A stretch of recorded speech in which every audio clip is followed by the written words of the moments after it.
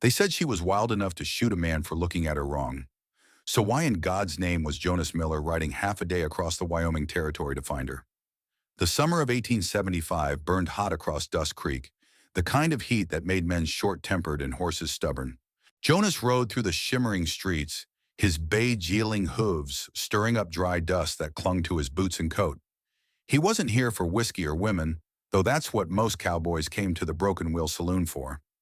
No, he was hunting for something rarer. A camp cook who could feed 6 men through a 2-month cattle drive without burning beans or running off mid-trip. But the one name everyone whispered made the whole town go silent. Sarah Callahan afternoon. Miller called Sam Henderson from his general store porch, newspaper limp in his sweaty hands. Heard you're looking for a cook. Ain't many left since Cookie Johnson keeled over. Jonas tipped his hat. That's what they tell me, Sam chuckled darkly. Heard there's one over in Millbrook, though I'd think twice before hiring her. Mean as a bobcat, they say. Threw a stew pot at her last boss. Jonas gave a small, thoughtful nod. Mean or not, a cook's a cook. Quote. He didn't linger.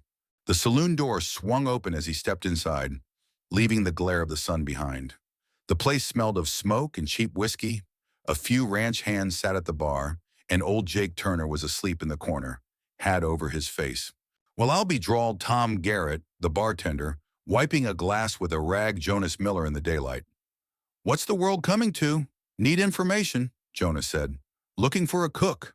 Tom barked a laugh. You and every other ranch from here to Cheyenne heard there's one in Millbrook, Sarah Callahan. But you don't want her, Jonas's gray eyes narrowed. Why not? The room grew still. Even Jake stirred. Tom leaned close. Because that woman's wilder than the country itself.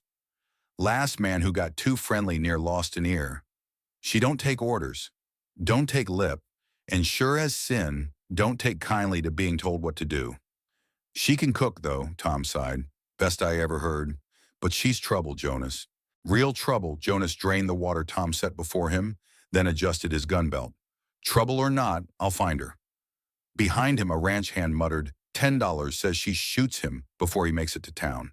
Quote, the laughter followed Jonas as he stepped back into the blazing street. He untied his horse and rode east toward Millbrook, the sun sinking low over the horizon. The trail was long, lined with sagebrush and rocks that shimmered like ghosts in the heat. But Jonas Miller wasn't one to turn from hard trails or hard people. By the time he reached Millbrook, the sky had turned purple and gold. The town was small, a single main street with a few shops and one tired-looking boarding house at the end. The smell of roasting meat and baked bread floated through the air, and his stomach growled for the first time all day. He tied up his horse and knocked on the door. It opened to reveal a stout woman with sharp eyes and a tighter bun than a church sermon. We're full, she snapped before he could speak. Not looking for a room, ma'am. I'm looking for Sarah Callahan. Her expression soured instantly. What's she done now? Nothing. I'm offering her a job. The older woman studied him for a long moment, then stepped aside. Kitchen's in the back. Don't say I didn't warn you, mister. She's got the tongue of a preacher and the temper of a hornet. Quote, Jonas followed her through the dining room where boarders paused mid-bite to stare at the dusty stranger when the kitchen door swung open. Heat and noise poured out, the clatter of pans, the hiss of frying, and the unmistakable scent of something delicious. At the stove stood a woman with auburn hair escaping her kerchief, sleeves rolled up, moving with fierce focus. There was flour on her cheek and defiance in her green eyes. Sarah, said the landlady, there's a man here to see you. She turned, eyes sharp as cut glass. If it's about Mr. Brewster, he had it coming. Man puts his hands where they don't belong, gets a skillet to the head. Natural consequences. Jonas's lips twitched. I'm here to offer you work. She eyed him suspiciously. Doing what? Cooking for my cattle outfit. 2 months on the trail, good pay, and no one to bother you. Long as the food's fit to eat, Sarah crossed her arms. And why would you want to hire me, Mr. Miller? Jonas Miller. Well, Mr. Miller, folks tend to think I'm more trouble than I'm worth. Can you cook? Better than anyone in this territory, she said without modesty. Then that's all that matters. A flicker of surprise softened her expression.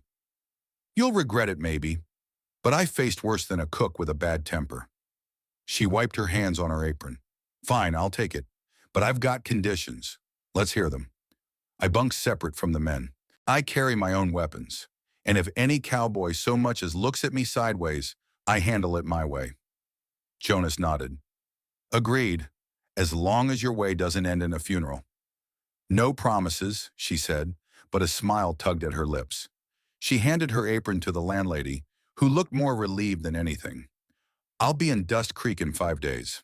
Don't be late paying me, Jonas tipped his hat. Wouldn't dream of it. When he stepped back into the night, the stars were bright over the plains, and the air felt cooler against his skin. As he mounted his horse, he couldn't shake the image of her. Those green eyes, that wild confidence. Maybe she'd be trouble. Maybe she'd save his drive. Either way, he knew one thing for sure. This summer was about to get dangerous, in a way no cattle drive ever had. And as the moon rose over the Wyoming horizon, Jonas Miller rode toward the future, not knowing if he'd just hired his salvation or his ruin. The morning Sarah Callahan arrived at Jonas Miller's ranch, she didn't sneak in quietly like most hired hands. She came thundering up the trail in a rickety wagon pulled by a mule that looked almost as mean as she did, dust swirling around her like a personal storm. The cowboys stopped their work to stare. It wasn't every day a woman rode into camp alone, armed and cussing at a mule in 2 languages. Sweet mercy, muttered young Charlie Dawson. That our new cook reckons so, replied Frank Cooper, older and wiser. She looks more like she's fixing to take the ranch by force. Sarah jumped down before the wagon even stopped moving. Her auburn hair caught the sunlight, and her green eyes swept the camp like a general inspecting her troops. She spotted the outdoor kitchen, a small stove under a lean, to a few warped shelves and pots that had seen better years. Her expression was pure disbelief. That, she said sharply pointing, is where you expect me to perform miracles. Jonas stepped out from the barn, wiping his hands on a rag. It's basic, but it works. Basic, Sarah repeated with a short laugh. I've seen better setups in mining camps. Quote, she stalked toward the stove, lifting pot lids, testing the stove door, shaking her head at every turn. I'll need more shelves, a proper worked, and something to keep the dust out of my flour. You want your men fed, right? Or you want me cooking in this sorry excuse of a kitchen? Jonas watched her, trying not to smile. I'll see what we can do. You'll see that it's done, she corrected. Now point me to the supplies. The rest of the crew had gathered by then. Hank Williams, a mountain of a man with arms like tree trunks. Eli Porter, the best horse wrangler around, but a world-class complainer. Red McCarty, whose nickname came from the hair that had long since gone gray. And Charlie, still young enough to think life was an adventure. She'll be cooking for the drives. Sarah crossed her arms, surveying them. You'll do, though, you, she pointed at Charlie. Need to eat more. You look like the wind could knock you over. And you, this to Eli, stop scowling. I promise not to poison you unless you give me reason to. Eli blinked. We heard you threw a stew pot at your last boss, only because he threw his opinions about women first. Sarah shot back fair's fair. Quote, the men snickered, but none dared say more. Over the next few hours, she took command of the kitchen like she'd owned it her whole life. Charlie and Red built new shelves under her direction. Hank moved the stove, and Eli grumbled, but followed orders. Jonas watched from the corral, half amused, half impressed. His men who'd barely listened to him without argument, were scurrying around like boys doing chores for their mother. She's something, ain't she? Frank said, leaning on the fence beside him. That's one word for it, Jonas replied. The boys are taken. Bets on how long she lasts. Charlie says a week. Eli says 3 days. Jonas chuckled quietly. I'll take the long odds. I say, she'll outlast us all. By the time the sun began to fall, the camp smelled like heaven itself. For the first time in months, there was no trace of burnt beans or scorched coffee.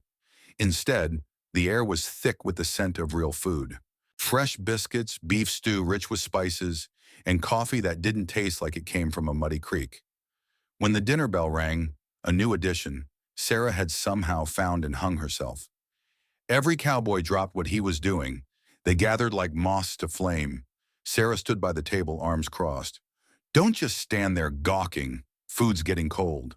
They dove in like men starved. Charlie was the first to speak, mouth full of stew. Miss Sarah, this is the best meal I've had since I left home. Don't get used to it, she said briskly. But Jonas caught the faint curve of a smile. Trail cooking won't be this fancy. When supper ended, the men didn't scatter like usual. They lingered, talking and laughing. The camp felt different, warmer, lighter. Jonas saw it, and so did Sarah. Eli asked where she learned to cook like that. Sarah paused in her cleaning. Started at a boarding house when I was 13. Been working kitchens ever since. Hotels, saloons, ranches.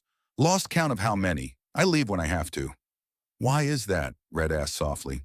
Sarah's smile was thin as a blade. Most men think a woman in the kitchen belongs on the menu too. I had to correct that notion a few times. An uneasy silence followed until Jonas spoke. Any man here who forgets his manners will answer to me, and then to Miss Callahan. Considerably worse than you, I imagine, Sarah said, her tone light again, now clear out. I've got work to do for breakfast. The men obeyed, laughing as they went, but Jonas stayed. That was a fine meal, he said quietly. It was adequate, she replied, wiping her hands. Wait till I get decent supplies. She studied him for a long moment. You're not what I expected, Mr. Miller. What did you expect? The usual. A man desperate enough to hire me, but still fool enough to tell me how to do my job. Jonas gave a faint grin. I learned in the cavalry to let the experts handle their own work. Her gaze softened. Cavalry, huh? That explains the posture and the quiet. You've seen things. 6 years of it, he said simply. They stood in silence for a moment. Two people who'd seen more of life's rough edges than they cared to admit. Then Sarah broke the stillness. Breakfast is at 5. Don't be late.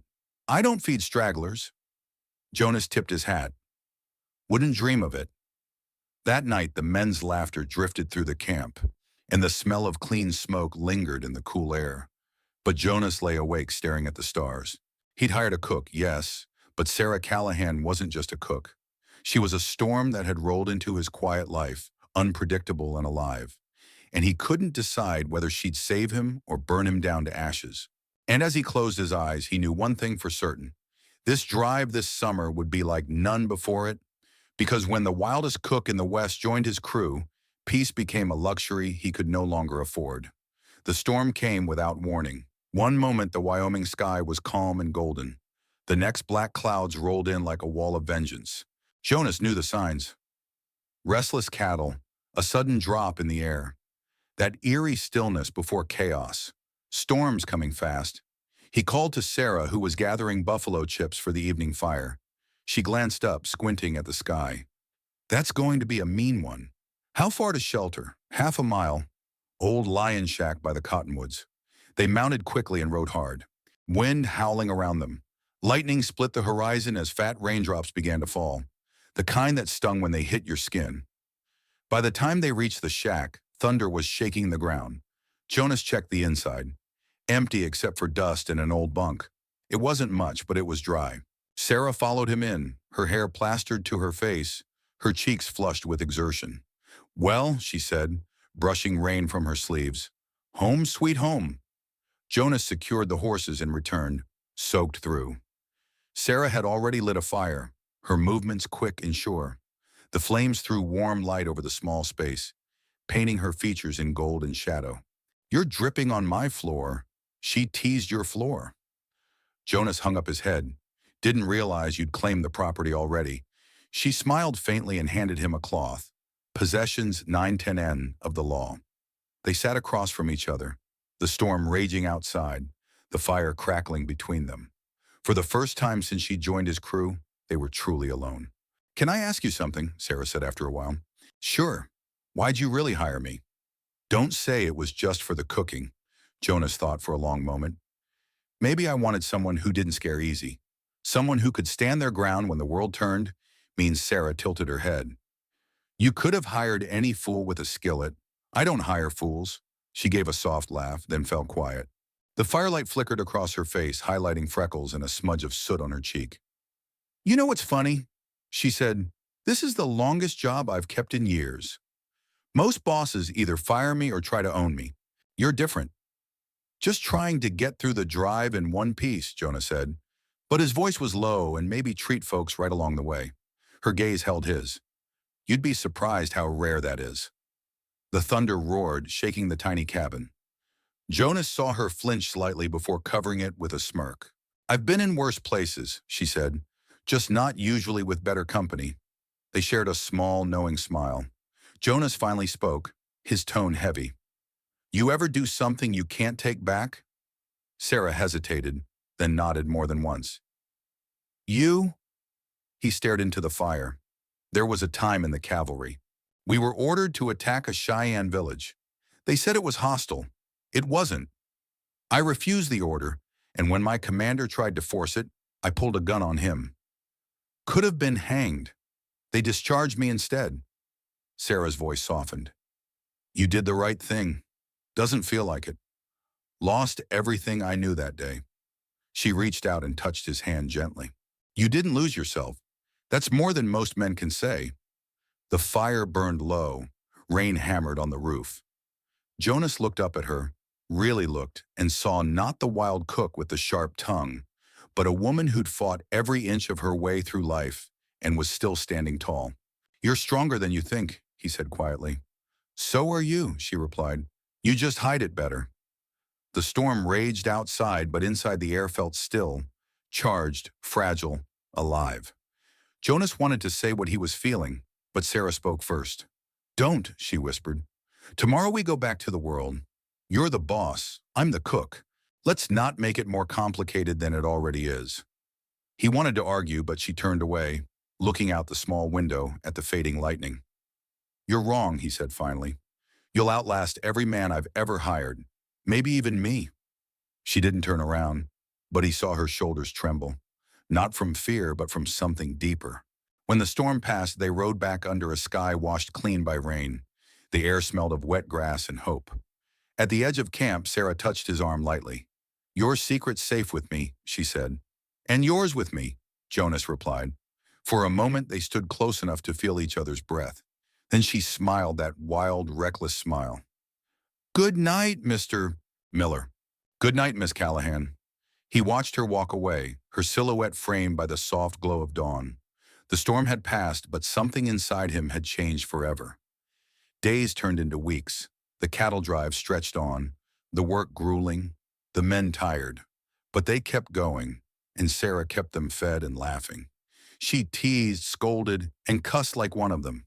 But every night, her cooking reminded them of home. Jonas tried to keep his distance, but every time he heard her laugh or saw those fierce green eyes catch the firelight, his resolve weakened. Then came the dust cloud on the horizon, trouble real and breathing. A gang of riders led by Clay Harlan, a man Jonas once served with and never wanted to see again. Clay had dead eyes and a smile that never reached them. He came looking for cattle and blood. By nightfall, Dust Creek was on edge.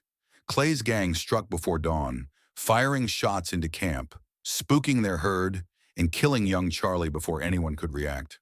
Chaos swallowed everything. Gunfire, screams, the sound of cattle stampeding. Sarah fought beside Jonas like a soldier, her rifle steady, her aim true. But Clay had more men, more fire, and no soul to lose. The chuck wagon went up in flames. Supplies burned. Men bled when the smoke cleared. Charlie was dead, half the cattle gone, and Sarah's eyes burned with fury. Clay Harlan thinks he won, she said, voice shaking but steady. He's wrong. We're finishing this drive for Charlie, for all of us. Her words lit a fire in every man's chest. They buried Charlie at sunrise. Sarah's voice strong as she sang Amazing Grace, not a dry eye in camp. From that day, Jonas stopped pretending he could keep his feelings buried. Sarah wasn't just his cook anymore. She was the reason he fought, the reason he kept going when everything else had fallen apart. Weeks later, when Clay returned to claim what he thought was his, Jonas and Sarah were ready. The battle that followed was fierce, a storm of gunfire and dust. But this time, justice was on their side. Clay's gang broke under the townsfolk's united stand. Clay himself fell to Jonas's bullet, the past finally buried in the red Wyoming dirt. But victory came at a cost. Sarah was hit during the fight, her blood on Jonas's hands as he carried her to safety. For hours, he waited outside the doctor's door, praying harder than he ever had in his life. When she finally opened her eyes, pale but alive, her voice was barely a whisper. Did we win? Jonas smiled through tears. Yeah, we won. Good, she breathed. Now ask me again. Ask what? Whatever you were going to ask that night in the storm. Jonas took her hand. Sarah Callahan, Will you marry me? She smiled weakly. Took you long enough, cowboy. 3 weeks later, under the same sun that had watched them fight, Sarah walked down the aisle in a simple white dress. The whole town gathered ranchers, shopkeepers, every soul they'd fought beside. When the preacher asked if she took Jonas Miller as her husband, she looked into his gray eyes and said, I absolutely do. The cheer that rose echoed across the plains. As they rode away from the church, hand in hand, Sarah laughed, a sound bright and wild as the Wyoming sky. Jonas smiled, tipping his hat toward the horizon.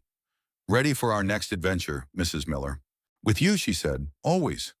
The cowboy had hired the wildest cook in another town and found not just love, but the fire that would burn in his heart for the rest of his